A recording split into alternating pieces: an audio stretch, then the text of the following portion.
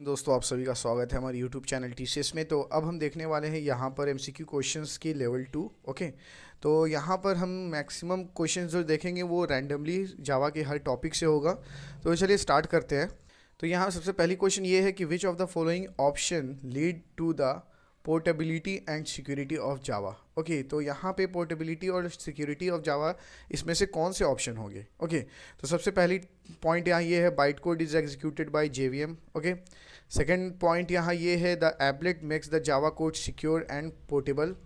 Third point यहाँ ये है use of exception handling. Okay, and the fourth point यहाँ ये है डायनेमिक बाइंडिंग बिटवीन ऑब्जेक्ट। तो यहाँ पर अगर आप ध्यान दोगे तो यहाँ पर बाइट कोड से हमारी जो जावा है उसकी जो पोर्टेबिलिटी है और सिक्योरिटी दोनों होती है। तो ऑप्शन ए यहाँ पर होगा। ओके, तो ऑप्शन ए है। अब इसकी एक्सप्लेनेशन हम देख लेते हैं। The output of the Java compiler is byte code. Okay, तो आउटपुट जो होती है जावा कंपाइलर की वो बाइट कोड के अंदर होती है, which leads to the security and portability of Java code. It is a highly developed set of instruction that is designed to be executed by Java run time system known as Java virtual machine. Okay, तो Java virtual machine की help से हम यहाँ पे हर चीज़ design करते हैं, execute करते हैं और इसी के अंदर ये सारी बाइट कोड और ये जितनी भी चीज़ें उसी के अंदर होती है। तो ये एक्सप्लेनेशन थी जो जावा को सिक्योर करती है और पोर्टेबल बनाती है। तो अब हम चलते हैं नेक्स्ट क्वेश्चन की तरफ। यहाँ पर नेक्स्ट क्वेश्चन है which of the following is not a Java feature. तो यहाँ पे कौन ऐसी पॉइंट है जो कि जावा की फीचर्स नहीं है। तो फर्स्ट पॉइंट यहाँ पर है डायनेमिक, सेकेंड पॉइंट है architecture neutral, use of pointer और फिर ऑब्जेक्ट ओरिएंटेड। ओके, तो इसमें से कौन सी ऐसी है जो कि जावा की फीचर्स नहीं है। तो यहाँ पर आप देखो तो थर्ड पॉइंट जो है वो कि यूज़ ऑफ पॉइंटर। जावा के अंदर हम पॉइंटर यूज़ नहीं करते। ओके, हम डायरेक्टली हम पॉइंटर को यूज़ नहीं कर सकते, लेकिन इनबिल्ड जो होता है जावा के अंदर पॉइंटर होता है, बट वो हम नहीं उसको यूज़ कर सकते, हम उसके अंदर कोडिंग नहीं कर सकते। तो यहाँ पे इसकी जो आंसर है वो सी है, यूज़ ऑफ पॉइंटर। ओके, अब इसकी एक्सप्लेनेशन हम देख लेते हैं। The Java language does not support pointer, some of the major reason to listed below. Okay, तो यहाँ पे कुछ ऐसे मेजर जो रीज़न है वो यहाँ पर लिखी गई है। वो यहाँ पर फर्स्ट है one of the major factor of not using pointer in Java is security concern. Okay, तो सिक्योरिटी कंसर्न की वजह से हम यहाँ पर पॉइंटर को यूज़ नहीं करते हैं जावा के अंदर। ओके, अब क्या रीज़न है क्यों हम नहीं यूज़ करते। Due to pointers most of the user consider C language very confusing and complex. Okay, तो यहाँ पे बहुत से ऐसे जो सी लैंग्वेज के अंदर आप देखते हो पॉइंटर्स को यूज़ करने का, तो वहाँ पे कन्फ्यूजन हो सकता है यहाँ पे। तो वो सी लैंग्वेज के थ्रू ही सब चीज़ देखकर यहाँ पर जावा के अंदर पॉइंटर नहीं रखा गया। This is the reason why green team, जो कि जावा की जो टीम मेंबर्स थे, has not introduce pointer in Java. Okay, तो इसी वजह से जावा को पॉइंटर नहीं रखा गया जावा के अंदर। तो ये एक्सप्लेनेशन आप देख सकते हो। अब हम चलते हैं नेक्स्ट क्वेश्चन की तरफ। अब देखो यहाँ पे ये बहुत इंटरेस्टिंग पॉइंट है। ओके, अब ये जो एक आर्टिकल है रेफर टू एज अ, ये जो लिखा हुआ है /U0021, ये किस चीज़ को रेफर करता है। तो यहाँ पर देखते हैं point, Unicode escape sequence, octal escape, फिर hexadecimal and then line feed. Okay, तो इसमें से कौन से ऐसी टॉपिक है, पॉइंट है जो कि रेफर करता है इस आर्टिकल्स को। तो यहाँ पर जो यूनिकोड स्केप सीक्वेंस है वो रेफर करता है, क्योंकि इसके अंदर हमने यूज़ करा है स्टार्टिंग में /U। ओके, तो /U का जो हमने इस्तेमाल करा है, इस वजह से हम यहाँ पे इसे यूनिकोड स्केप सीक्वेंस हम कहेंगे। तो चलते हैं देखते हैं इसके आंसर। तो यहाँ पर ए ऑप्शन सही है, यूनिकोड स्केप सीक्वेंस ही होगा। अब इसके अंदर एक्सप्लेनेशन हम देख लेते हैं, ये बहुत ही इंटरेस्टिंग है। ओके, और ये फ्यूचर में यहाँ पे बहुत से क्वेश्चन आ सकते हैं। तो यहाँ पे एक्सप्लेनेशन है, in Java Unicode character can be used in string literals comment and commands and are expressed by Unicode escape sequence. A Unicode escape sequence is made up of following articles। यहाँ पे कौन कौन से हैं। / Use किया जाता है जिसकी ASCII होती है 92, फिर U को यूज़ किया जाता है जिसकी ASCII होती है 117, और फिर यहाँ पर थर्ड पॉइंट है वन और more additional U characters that are optional. Okay, और या फोर्थ पॉइंट यहाँ पे है a 4 hexadecimal digit a character from 0 to 9 और A to F और capital A to F. Okay, तो यहाँ पे इस वजह से हम यहाँ ए यूज़ करते हैं, जो कि होता है ए बैक स्लैश। ओके, अब हम चलते हैं नेक्स्ट क्वेश्चन की तरफ। यहाँ पर देखो, ये फिल इन द ब्लैंक्स है। Dash is use to find and fix bugs in the Java program. Okay, तो यहाँ पर क्या होगा इस डैश की जगह पर, आप इसे सोचो। JVM होगा, JRE होगा, JDK होगा या JDB होगा। देखो, JVM की जो फुल फॉर्म है वो है जावा वर्चुअल मशीन, JRE की फुल फॉर्म होती है जावा रन टाइम इन्वायरमेंट, JDK की फुल फॉर्म होती है जावा डेवलपमेंट किट, और इसकी जो फुल फॉर्म होती है वो होती है क्या, जावा डिबगर। ओके, तो इसमें कौन से ऐसे आंसर हो सकते हैं? तो यहाँ पर आप देखो तो JVM तो हो नहीं सकता।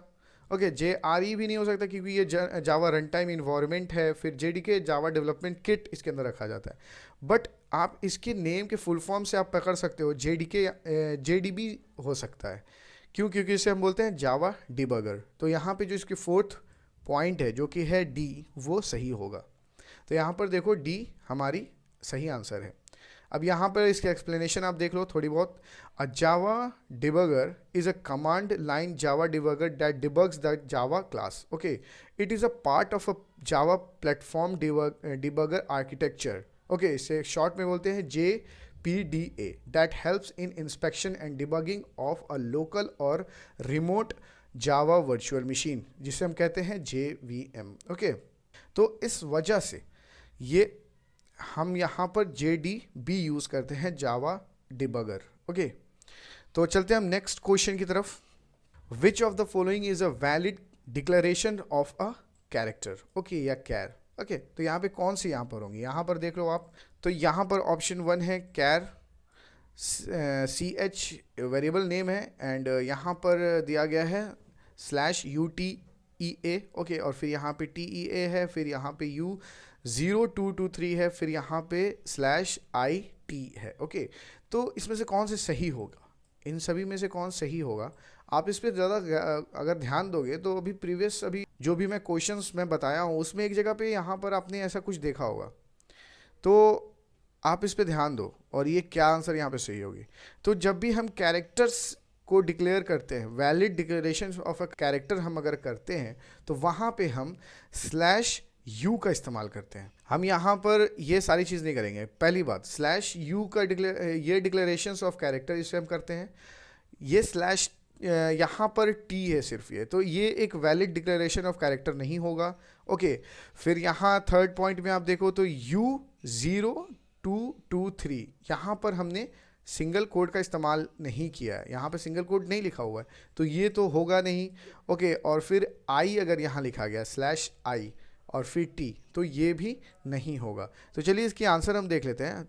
वैसे ये तो फर्स्ट आंसर सही है, तो यहाँ पे देखो आंसर A सही है। तो ये सारी मैं आपको बता दिया, एक्सप्लेनेशन ऑलरेडी मैं सारी चीज़ बता दिया था। तो चलते हैं हम नेक्स्ट क्वेश्चन की तरफ चलते हैं। तो यहाँ पे नेक्स्ट क्वेश्चन ये है, what is the return type of hash code method in object class. Okay, तो हैश कोड क्या होता है? अगर आप डेटा स्ट्रक्चर की अगर आप मदद लोगे, यहाँ पर अगर डेटा स्ट्रक्चर की तरह सोचोगे, तो वहाँ पर हैश कोड हमेशा किस फॉर्म में रहता है? ध्यान दो, आप इस चीज़ को सोचो। तो यहाँ पे ऑप्शन भी देख लो। अब यहाँ पर ऑप्शन 1 है ऑब्जेक्ट, ऑप्शन 2 है इंटीजर, ऑप्शन 3 है लॉन्ग, फिर ऑप्शन 4 है वॉइड। ओके, तो आप इस पर गौर करो कि किस जगह पर हैश कोड हम यूज़ करते थे, तो वहाँ पर उसकी जो हमें रिटर्न टाइप जो मिलती थी वो किस टाइप की होती थी? तो वो हमेशा इंट टाइप में होती है, हैश कोड की जो भी रिटर्न टाइप होती है। क्योंकि हैश कोड के अंदर क्या होता है, एक कोड रखा होता है, तो कोड हमेशा इंटीजर में होती है। तो इसी वजह से यहाँ पे जो ऑप्शन बी है वो सही होगा। तो यहाँ पे देख लो आंसर ऑप्शन बी सही है। एक्सप्लेनेशन हम देख लेते हैं। In Java the return type of hash code method is an integer. Okay, तो वो हमेशा इंटीजर में होता है, as it return a hash code value for the object, hence the correct answer is option B. यहाँ पे option B correct answer होगा। तो चलते हैं नेक्स्ट क्वेश्चन की तरफ। विच of the following is a valid long literals. Okay, तो यहाँ पे वैलिड लॉन्ग लिटरल्स क्या होंगे? ऑप्शन देख लेते हैं हम यहाँ पे। ऑप्शन कुछ ए ऐसा है, option B, option C and option D. तो अगर आप लॉन्ग का इस्तेमाल अगर आप कर रहे हो या डबल का इस्तेमाल अगर आप कर रहे हो, लॉन्ग डेटा टाइप और डबल डेटा टाइप्स, तो वहाँ पर आपको हमेशा वो एंडिंग में डी या फिर एल लिखना होता है। ओके, क्योंकि आप उसे डिक्लेयर कर रहे हो, क्या है वो लॉन्ग है या फिर डबल है, तो आपको वहाँ पे डिक्लेयर करना होगा। तो यहाँ पे जो इसकी जो सही, जो लॉन्ग की जो सही लिटरल होगी वो ऑप्शन डी होगी। ओके, क्यों? क्योंकि इसके अंदर लास्ट में हमने यहाँ पर एल का इस्तेमाल हम देख रहे हैं। ओके, तो चलिए इसके आंसर हम देख लेते हैं। तो ये देखो डी आंसर सही है। इसकी एक्सप्लेनेशन हम थोड़ी बहुत देख लेते हैं। For every long literal to be recognized by Java we need to add L character at the end of the expression. Okay, तो वही बात मैं आपको बताया हूँ, इट कैन बी इधर अपर क्लास और लोअर क्लास।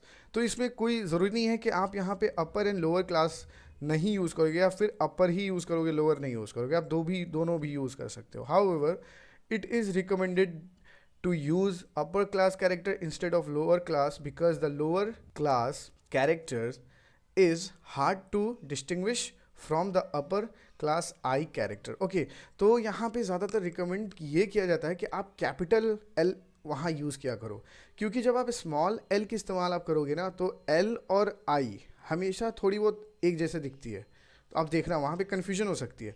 तो इस वजह से हम यहाँ कैपिटल एल का इस्तेमाल करेंगे, ना कि स्मॉल एल का। ओके, तो यही था यहाँ पर लॉन्ग के बारे में और फिर जो भी डेटा टाइप्स हैं। तो अब चलते हैं नेक्स्ट क्वेश्चन की तरफ। तो यहाँ जो क्वेश्चन है वो ये है, what does the expression float a is equal to 30/0 return. Okay, तो ये क्या रिटर्न करेगा? यहाँ पर ये रिटर्न क्या करेगा? तो यहाँ ऑप्शन ए है 0, ऑप्शन बी है not a number, option C है इन्फिनिटी एंड ऑप्शन डी है रन टाइम एक्सेप्शन। तो जावा के अंदर अगर आप कुछ भी अगर आप 0 से डिवाइड करते हो, ओके, तो वो हमेशा इन्फिनिटी में आंसर देगा, या उसकी जो आंसर आएगी वो इन्फिनाइट होगी, उसमें कहीं उसकी एंडिंग नहीं होगी। तो इसकी जो आंसर सी है ये सही है। तो चलिए हम देख लेते हैं। तो यहाँ देखो आंसर सी सही है। इसके एक्सप्लेनेशन भी हम देख लेते हैं। In Java whenever we divide a number, any number, double, float, long, except integer. Okay, सिर्फ इंटीजर को छोड़ के हम अगर किसी भी नंबर को अगर हम डिवाइड करते हैं 0 से, तो उसकी जो आंसर आएगी वो इन्फिनिटी में आएगी। तो अब हम चलते हैं नेक्स्ट क्वेश्चन की तरफ। Evaluate the following Java expression. Okay, if x is equal to 3, y is equal to 5 and z is equal to 10। तो ये बहुत इंटरेस्टिंग है। आप यहाँ पर अगर आप इसे समझ जाओगे ना तो आपकी ऑलमोस्ट जो स्टेटमेंट समझने की है, जो भी आप फॉर लूप के अंदर जो भी आप प्लस माइनस यूज़ करते हो, पोस्ट इंक्रीमेंट, प्री इंक्रीमेंट, वो सारी डाउट आपकी यहाँ पे क्लियर हो सकती है अगर आप ध्यान से समझोगे तो देखो हमेशा हम दो चीज़ यूज़ करते हैं, एक होता है पोस्ट इंक्रीमेंट और दूसरा उसे कहते हैं प्री इंक्रीमेंट। तो यहाँ देखो इसे हम कहेंगे पोस्ट प्री इंक्रीमेंट, सॉरी, और इसे हम कहेंगे पोस्ट इंक्रीमेंट। ओके, यहाँ देखो इसे प्री इंक्रीमेंट हम क्यों कहते हैं? क्योंकि यहाँ पे प्लस प्लस की जो साइन है वो पहले है एक वेरिएबल से, इसे आप वेरिएबल मानो या जेड मानो। ओके, तो इससे पहले है तो ये प्री इसे कहेंगे, और x के बाद अगर यहाँ पे प्लस प्लस साइन यूज़ किया गया है मीन्स x को हम पहले रखते हैं एंड देन बाद में हम उसे इंक्रीमेंट कर रहे हैं, मीन्स इसे हम कहेंगे पोस्ट इंक्रीमेंट। ओके, अब हम चलते हैं यहाँ पे एडिशन और सब्सट्रैक्शन हम करते हैं और इंक्रीमेंट हम करते हैं और फिर देखते हैं कि इसमें से कौन सी इसकी आंसर होगी। चलिए यहाँ पे x की वैल्यू है 3, y की वैल्यू है 5 एंड z की वैल्यू है 10। अब यहाँ पर क्या बोला जाता है? यहाँ पे सबसे पहला स्टेटमेंट यहाँ पर ये है प्लस प्लस जेड। ओके, तो प्लस प्लस जेड का मतलब क्या होता है? जेड को इंक्रीमेंट करो, प्री इंक्रीमेंट करो, मीन्स वैल्यू को थ्रो करने से पहले आप उसे इंक्रीमेंट करो। तो यहाँ पे जेड की जो वैल्यू है अब 11 हो जाएगी। ओके, यहाँ पे जेड की वैल्यू 11 हो गई। फिर ये कहता है प्लस माइनस प्लस, यहाँ पर अब हमें एडिशन करना है क्योंकि ये सिंगल प्लस और माइनस का इस्तेमाल यहाँ पे किया गया है। तो 11 प्लस वाई की वैल्यू कितनी है? 5। 11 प्लस 5 16 होगा। ओके, फिर माइनस वाई, अब माइनस क्या है? माइनस वाई हम कर रहे हैं, फिर 16 में से माइनस हम करेंगे 5 को। ओके, तो यहाँ पे रिमेनिंग कितनी होगी? फिर से 11 हो जाएगी। फिर प्लस जेड, जेड कितनी है यहाँ पर? 10। तो हम यहाँ पे 10 जब हम इसे प्लस करेंगे तो ये कितनी हो जाएगी? 21। तो जब 21 होगा, अब देखो यहाँ तक तो हमारा सारा काम हो चुका है, अब 21 यहाँ तक की सारी वैल्यू है, इतनी की वैल्यू 21 है। अब हम करना क्या है, हमें plus x plus plus. Okay, तो x की वैल्यू क्या है 3, और ये पोस्ट इंक्रीमेंट है। अगर ये प्री इंक्रीमेंट रहता है तो हम इसे 4 कर देते, लेकिन ये पोस्ट इंक्रीमेंट है तो पहले हमें इसे प्लस करना होगा। मीन्स हमें यहाँ पर 3 को प्लस करना होगा, एंड 3 को जब हम प्लस करेंगे 21 से तो ये हो जाएगा 24। ओके, जब ये 24 हो जाएगा तब इसे हम इंक्रीमेंट करेंगे। मीन्स अब इसकी वैल्यू हो गई है 4। तो अब हम 4 को अगर हमें अब इंक्लूड करके कोई ज़रूरत नहीं है, यहाँ पे अब 4 हो चुकी है, यहाँ पे इसकी वैल्यू अब 4 हो चुकी है। अब हमें इसे इंक्लूड करने की कोई ज़रूरत नहीं, क्योंकि हमें आउटपुट तो मिल चुका है। अब ये इंक्रीमेंट हो बाद में डिक्रीमेंट हो, इससे हमको कोई मतलब नहीं। तो यहाँ पे जो इसके ऑप्शन जो सही आंसर है वो है 24। ओके, अब हम चलते हैं इसके आंसर की तरफ। तो यहाँ देखो ए जो है वो 24 है। इसमें एक्सप्लेनेशन में आप देख लो, in the above expression z plus plus z means that the value will first increment by 1 then used. Okay, तो वही काम हम यहाँ पे कर रहे हैं। हम यहाँ पे पहले इसको इंक्रीमेंट करा था एंड देन हम उसे यूज़ कर रहे थे। Now the evaluate the statement by putting the value of X Y Z. Okay, तो यहाँ पे हम इवेल्युएट करेंगे सारी वैल्यू को, जो भी उसके वैल्यू है। Okay, on calculating the final answer is 24 as show below. Okay, तो यहाँ पर देखो 11 इसकी वैल्यू है, 5 इसकी वैल्यू है, 5 इसकी वैल्यू है, 10 इसकी वैल्यू है, 3 इसकी वैल्यू है, तो ये 24 हो गया यहाँ पर। तो इस वजह से यहाँ पर आंसर 24 होगा। तो ये पोस्ट एंड प्री इंक्रीमेंट बहुत ही इंपॉर्टेंट है, ये आप समझो। और फिर प्रायोरिटी जो भी होती है, जो भी एक्सप्रेशन की प्रायोरिटी, सिंटेक्स की जो प्रायोरिटी होती है वो समझना भी बहुत ज़रूरी है। ओके, तो वो इंटरव्यूअर पूछ सकते हैं, तो उसके ऊपर भी मैं वीडियो आपको बनाऊँगा। अब यहाँ नेक्स्ट क्वेश्चन क्या है, which of the following tool is use to generate API documentation in HTML format from doc comments in source code. तो यहाँ पर अगर जिन्होंने HTML करा है, HTML अगर आपने करा है, प्रैक्टिकल करा है, एक वेबसाइट आपने अगर स्ट्रक्चर वेबसाइट की अगर आपने डिज़ाइन करी है, तो वहाँ पर आपको कहीं ध्यान होगा कि हम हमेशा कहीं कहीं देखते हैं जावा डॉक टूल का इस्तेमाल, या कहीं हम इसे देखते हैं। ओके, तो वहाँ पे API के अंदर आपको दिख जाएगा। तो ये इसकी सही आंसर होगी। यहाँ देखो ऑप्शन सी जावा डॉक टूल इसकी सही आंसर है। तो जावा dock is a tool that is used to generate API documentation in HTML format from the Java source file. Okay, in the other word, it is a program tool that read collections of source file into an internal form. Hence, the correct answer is option C. Okay, तो अब हम चलते हैं next question की तरफ।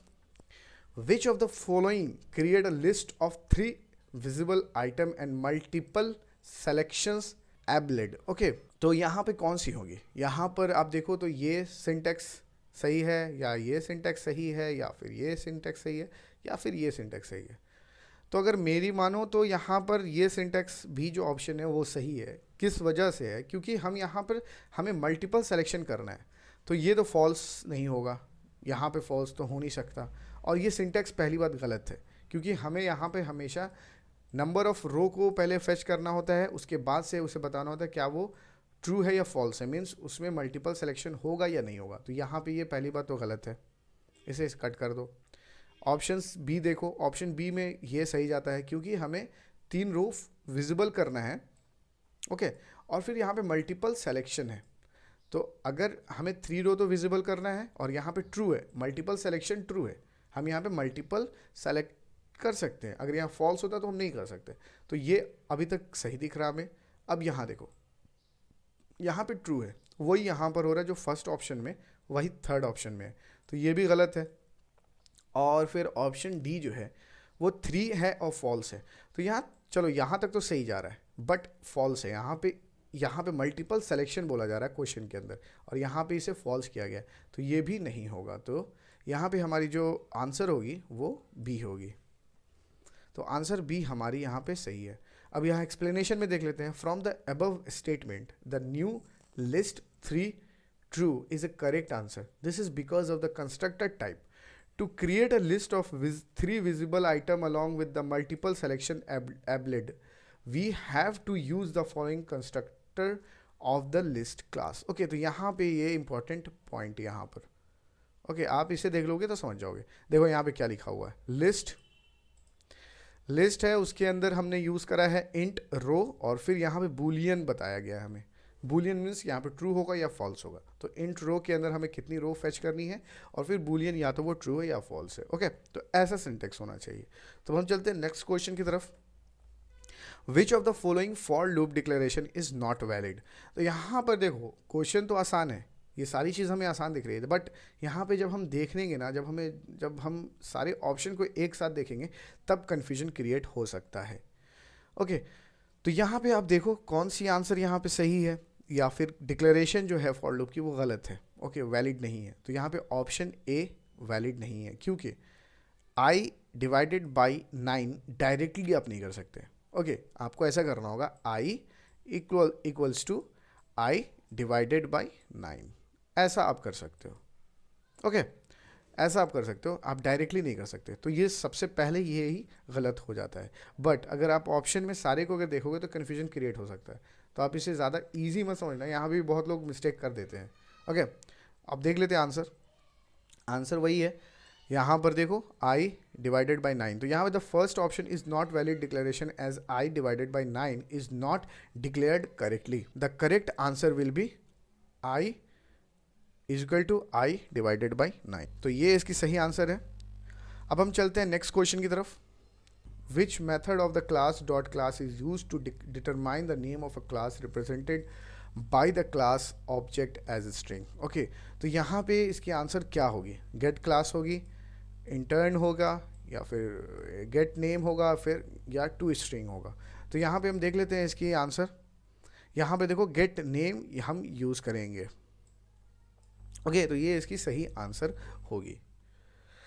अब चलते हैं 14th क्वेश्चन देखते हैं। Which package contain the random class. Okay, तो रैंडम क्लास कौन सी पैकेज कंटेन करता है, ये अब देखते हैं हम। ओके, तो यहाँ पे जावा डॉट यूटिल पैकेज है, फिर जावा डॉट लैंग पैकेज है, फिर जावा डॉट AWT है, फिर जावा डॉट IO पैकेज है। ओके, तो यहाँ पर आप देखो तो जावा डॉट यूटिल पैकेज जो है वो इसकी करेक्ट आंसर होगी। चलिए अब हम देख लेते हैं इसकी एक्सप्लेनेशन। तो यहाँ पे क्या है, the random class is available in Java dot util package. Okay, an object of random class is use to generate a series of a pseudo random number, and the object of this class is a thread, safe and cryptographically insecured object. The random class provide a variety of methods that are used to create random number of type integer, float, long, double, etc. Okay, तो इस वजह से हम यहाँ पर option A choose करेंगे, और ये होता है जावा डॉट यूटिल पैकेज। ओके, तो रैंडम क्लास हमेशा किसके अंदर रखा होता है, जावा डॉट यूटिल। ओके, अब चलते हैं नेक्स्ट और लास्ट क्वेश्चन की तरफ। N interface with know field और मेथड इज नोन एज, जो इंटरफेस जिसके अंदर कोई फील्ड नहीं है, मेथड नहीं है, तो उसे हम क्या कहेंगे। ओके, तो यहाँ पर देखो ऑप्शन क्या क्या है, runnable interface, marker interface, abstract interface, और फिर कैर सीक्वेंस इंटरफेस। तो यहाँ पे जो ऑप्शन बी है मार्कर इंटरफेस, वो सही आंसर यहाँ पर होगा। तो ऑप्शन बी सही आंसर है। इसकी एक्सप्लेनेशन देख लेते हैं जो कि डाउट क्लियर हो जाए। An interface with no method and field is known as marker interface. तो इसे आप कहीं नोट कर लो। ओके, ये बहुत इंपॉर्टेंट क्वेश्चन मुझे दिखता है, क्योंकि ये इंटरव्यूअर पूछ सकते हैं दूसरे ढंग से। ओके, तो यहाँ पे क्या है, an interface with no method and field is known as marker interface. In other words, any empty interface is called a marker interface. Okay, in Java the most commonly used marker interface are serializable, clonable, remote and thread safe interface. तो ये सारी चीज़ आप note down कर लो, ये important मुझे दिख रहा है, इसी वजह से मैं इस क्वेश्चन को यहाँ पे लाया था। ओके, तो ये लास्ट क्वेश्चन थी, और भी मैं लेवल 2 तो कर दिया, लेवल 3 अब वीडियो बनाऊंगा, फिर इस तरह करते करते मैं और भी बहुत से MCQ क्वेश्चन आपको मैं कराऊंगा। ओके, तो आई होप आपको भी मैं जितनी चीज़ बताया वो सारी चीज़ समझ में आ चुकी होगी, और जो भी एक्सप्लेनेशन मैंने दिया है अगर उसमें कहीं आपको दिक्कत नज़र आती है उसे आप कमेंट सेक्शन में पूछो, या फिर मुझे बताओ कहीं मैं कुछ गलत बता दिया हूँ। तो चलते हैं और मिलते हैं फिर नेक्स्ट क्वेश्चन में। ओके, अल्लाह हाफिज़।